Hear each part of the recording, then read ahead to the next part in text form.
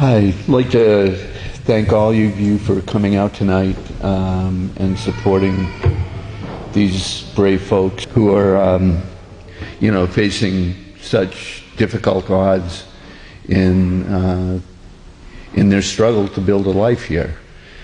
I came here tonight to talk not so much about, a little bit about the struggle of immigrants, but also about why do people come here? I mean, I got involved with the CISPES, the Committee in Solidarity with the People of El Salvador, because I was, when I got out of high school, I ended up joining the U.S. Air Force, and I spent 3 years in Southeast Asia, and saw firsthand what our country was doing in that part of the world. They were wrecking those countries. They were bombing, killing. In Vietnam, somewhere around 2 million people died in that war. So when I got out of the military and came back here, I met a group of Salvadorans who had been driven out of their country by a similar policy that was that this country was pursuing in their country. Our country was supporting a dictatorial regime in El Salvador that was murdering people. We had trained right-wing death squads at the School of the Americas in, at that time in Panama, but it soon moved up to Fort Benning, Georgia. And by the end of the war, and by the end of the 1990s, and the wreckage that war created, something like 1.5 million Salvadorans had been forced to flee their country, and they came here. So they came here to survive. And this is something that we have to recognize, that our country is following a policy of militarization that is making it impossible for people to survive in their own countries. This summer, I was fortunate enough to travel through Honduras. I went on a delegation with Witness for Peace, which is another great organization that got started during the war in Central America to try to stop our country's Contra war against the Nicaraguans. I had never really been to Honduras. I had spent a lot of time going back and forth to El Salvador, both during the war and after the war. But I was curious as to, okay, the largest number of people from Central America now are coming from Honduras, and why is that?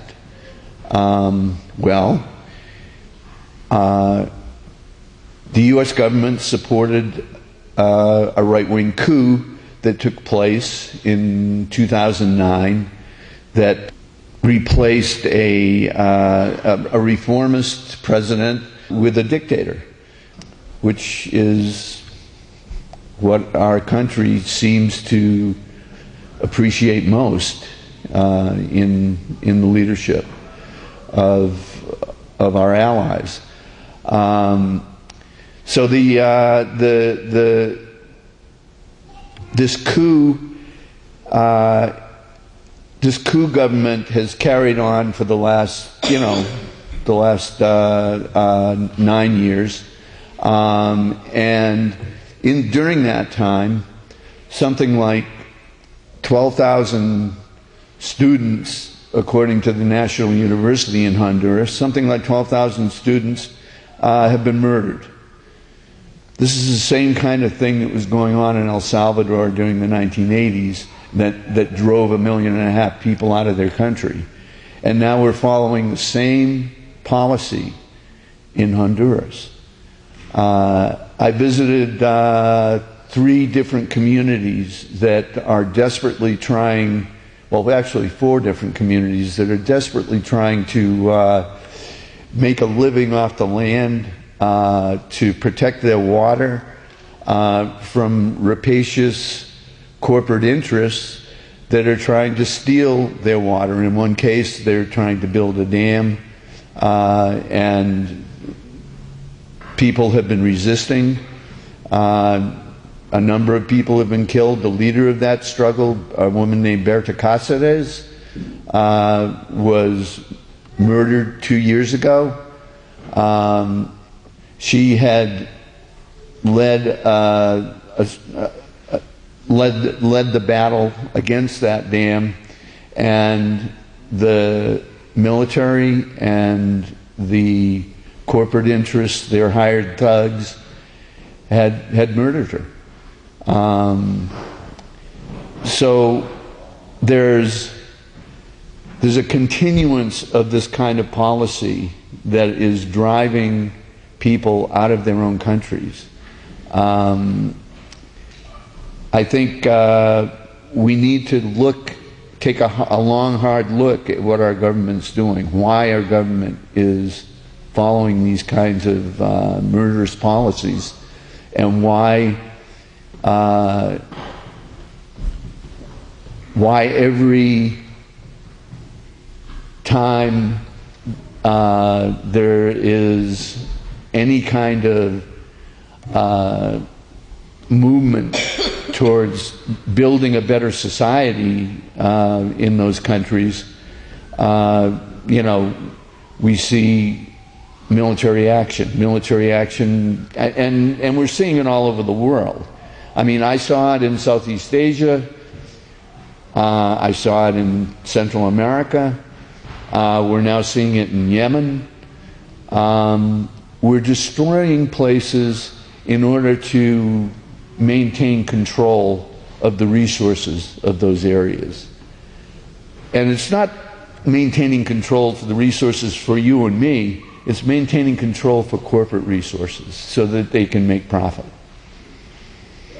So anyway, what can we do? Well, we've got to change our government's policy. We have got to begin to change the way we live in the world. We can see what's going on with the climate.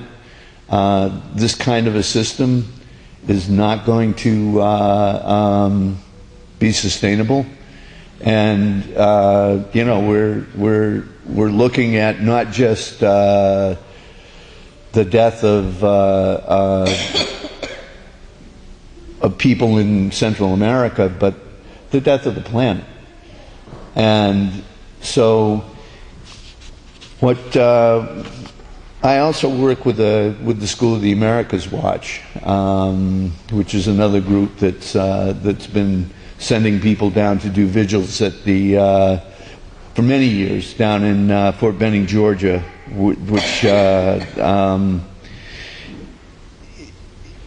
where they trained many of the death squads that operated in Central America. In the last 2 years, we've changed our focus to do a vigil, we're still doing a small vigil at Fort Benning, but we're also now going to the border. And because that's where we're seeing this flood of people coming in. And we need to change, we need to tear down those walls, and we need to change the way we deal with migrants. We need to welcome refugees, not put them into camps, put children into camps.